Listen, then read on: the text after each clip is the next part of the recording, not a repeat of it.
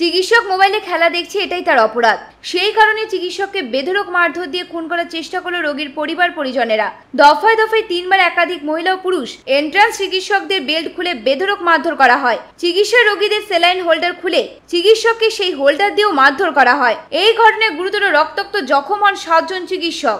ঘটনার খবর যায় রায়গঞ্জ থানায়। রায়গঞ্জ থানার বিশাল পুলিশ বাহিনী ও সেনাকর্মীরা ঘটনাস্থলে এসে পরিস্থিতি সামাল দেন। অভিযুক্ত রোগীর পরিজনদের গ্রেপ্তারের দাবিতে রায়গঞ্জ মেডিকেল কলেজ ও হাসপাতালের জরুরি বিভাগের সামনে গতকাল রাত থেকে ধর্নায় বসেছে হবু চিকিৎসকেরা। তাদের বক্তব্য, অবিলম্বে দুষ্কৃতীদের গ্রেপ্তার করতে হবে। যতক্ষণ না দুষ্কৃতীরা গ্রেফতার হচ্ছে ততক্ষণ তাদের এই আন্দোলন চলবে। ঘটনার সূত্রপাত গতকাল রাতের রায়গঞ্জের বন্দর এলাকা থেকে।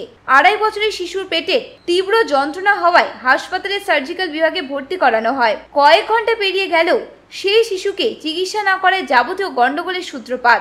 ওই শিশুর পরিবার ও পরিজন সহ বন্দর এলাকায় 60 থেকে 70 জন যুবক হাসপাতালে এসে প্রথমে চিকিৎসকদের মারধর করে, এরপর হাসপাতাল ভাঙচুর করে।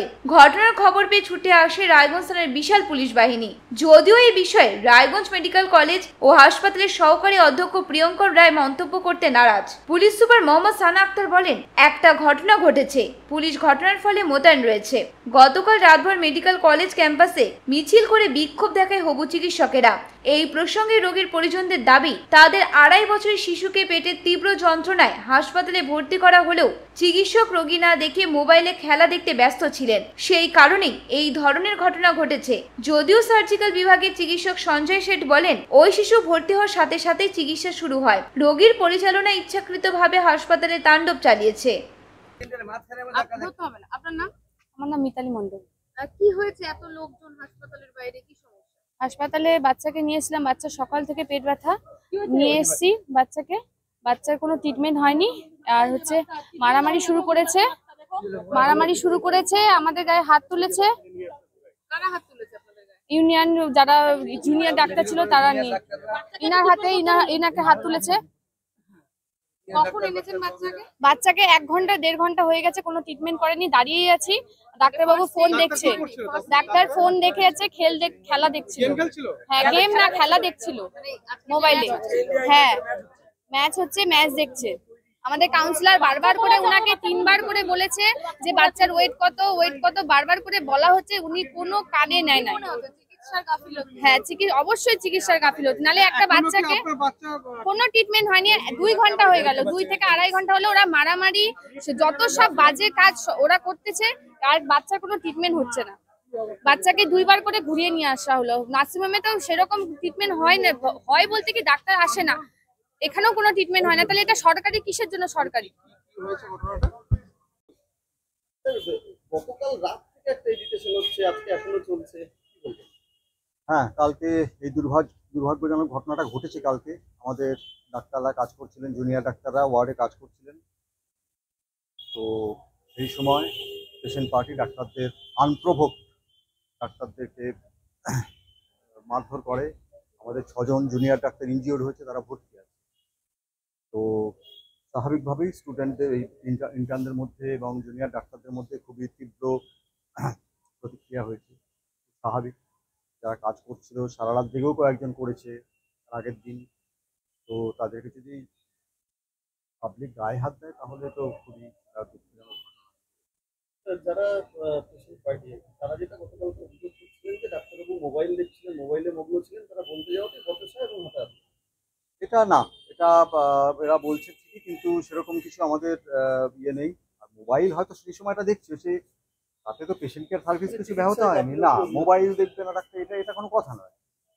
ডাক্তাররা ছিল, তো সে হয়তো মোবাইলে অনেক কিছুই তো ইয়ে থাকতে পারে। তো এইটা তাতে গায়ে হাত দেওয়া যায় না। ডাক্তারবাবু একটা মোবাইল দেখছিলেন বলে পেশেন্ট পার্টি ওয়ার্ডের মধ্যে ডাক্তারদেরকে, এবং যথেষ্ট সিরিয়াসলি ইনজিওর্ড হয়েছে কয়েকজন, তাদের চোখে লেগেছে, একজনের বোধহয় হাত ফ্র্যাকচার হয়েছে। না, সিসিটিভি ফুটেজ আছে আমাদের। ডাক্তাররা নিজেদের ডিফেন্সের জন্য যতটুকু করার ততটুকু করেছে। কেউ পেশেন্ট পার্টির উপর চড়াও হয়ে মারধর করেন। আপনারা ফুটেজ দেখতে বুঝতে পারবেন কিভাবে ডাক্তারদের মারধর। সেটাই তো দুঃখজনক। বরাবরই সিকিউরিটির ব্যাপারটা বিশেষ গুরুত্ব পায় হাসপাতালে, না? যাতে ফ্রিলি কাজ করা যায়। এবার দেখুন, প্রচন্ড পেশেন্টের চাপ থাকে, কাজের চাপ থাকে, তাতে সবসময় যে মানুষ খুব একদম সেই মাথা গরমও হতে পারে, কিন্তু সেগুলো মানিয়ে নিয়ে জনগণ আউটডোর বন্ধ আছে, এটা কি আপনারা সিদ্ধান্ত নেন? আমাদের কোনো সিদ্ধান্ত নয়, এটা স্টুডেন্ট মানে জুনিয়র ডাক্তারদের সিদ্ধান্ত। আউটডোর ওরা বন্ধ রেখেছে, কিন্তু এমার্জেন্সি সার্ভিস চালু আছে, ইনডোর চলছে, সরকারি চলছে। হাসপাতাল, মেডিকেল কলেজ, দূরান্তের পেশেন্টরা আসছেন, তারা ঘুরে যাচ্ছেন। পরিষেবা যতটা সম্ভব চালু রাখা যায় চালু হবে, ঠিক আছে। অনেকেই ভোগান্তি ছিল, এমার্জেন্সি যতটা দরকার ততটা ম্যানেজ করে দেওয়া হবে, সেটা এরা করেছে। এদের সেটা আমাদের ডিসিশন না। আপনারা মেনে নিয়েছেন আউটডোর বন্ধ রাখা? মানা না মানার কিছু নয়, এরা এদের ডিমান্ড প্লেস করেছে। এখন এদের চাইছে যে এরা অ্যারেস্ট হোক, যারা কালপিট তারা অ্যারেস্ট হোক। আমরা কথাবার্তা বলছি, তার সঙ্গে কি আউটডোর বন্ধ রাখা যায়?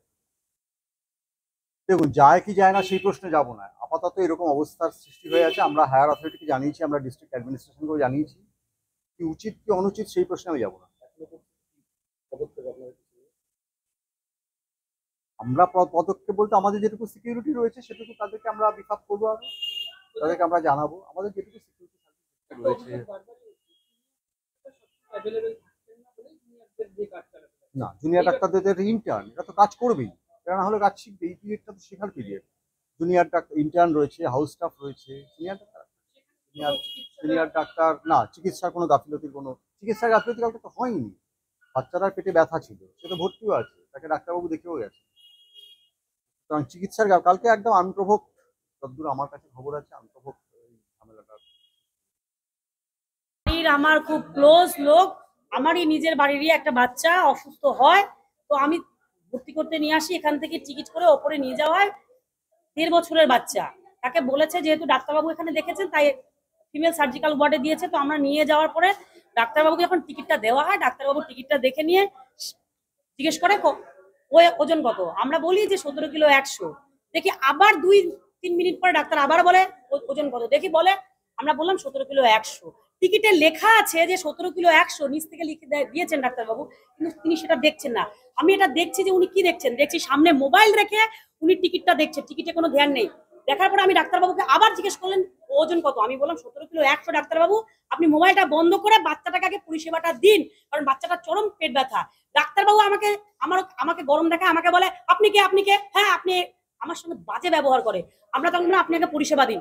উনি পরিষেবা না দিয়ে ওনার ইউনিয়নের ছেলেপেলেকে ডাকছে, ডেকে নিয়ে এসে আমাদের ওপরে চড়াও হয়েছে। আমরা 4-5 জন মহিলারা ছিলাম সেখানটার মধ্যে। ওনারা এসে, ছেলেরা জুনিয়র ডাক্তাররা এসে আমাদের উপরে চড়াও হয়েছে, আমাদেরকে এসে মারছে, আমার চশমা ভেঙে দিয়েছে, আমার গায়ে হাত দিয়েছে, আমার ব্রেসলেট ছিঁড়ে দিয়েছে, আমার হাতে মেরেছে, আমার হাত হয়ে গেছে। আজকে কোঅর্ডিনেটর, আপনি যে অভিযোগগুলো তুলছেন আমি বিশ্বাস করতে পারছি কত বড় গুরুত্বপূর্ণ অভিযোগ, একটা মিউনিসিপ্যালিটি কোঅর্ডিনেটর তিনি এই কথা বলছেন। দেখুন, আজকে আমি যেটা আমার সঙ্গে হয়েছে সেটা আমাকে বলতেই হবে। যেটা আজকে হয়েছে, আমি ডাক্তারবাবুকে, আমরা তো এখানে মারামারি করার জন্য আসিনি। আজকে ওনারা জুনিয়র ডাক্তাররা, কালকেও এরকম একটা গাফিলতির আমরা অভিযোগ শুনেছিলাম, কিন্তু আজকেও আমরা দেখলাম যে এরকম আজকে যা হলো আমার চোখের সামনে হলো, আমার সাথে হলো।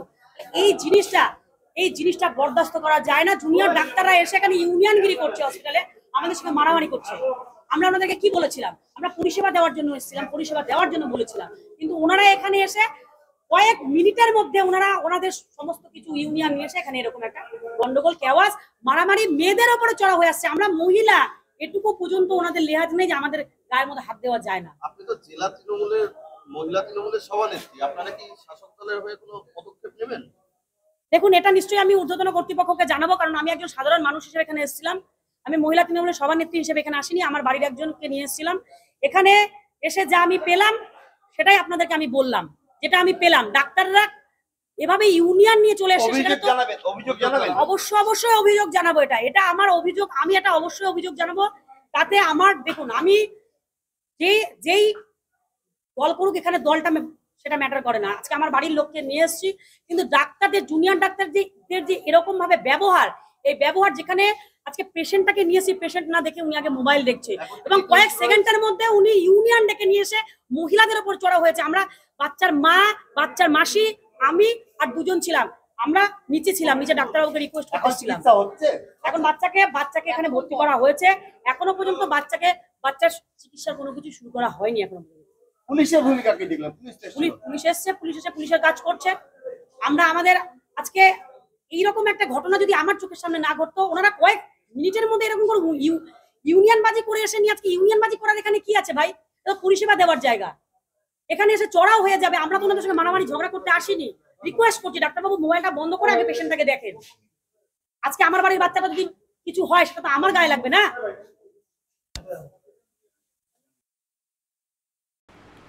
রায়গঞ্জ থেকে বিথিকা পালের রিপোর্ট, কুলিক নিউজ।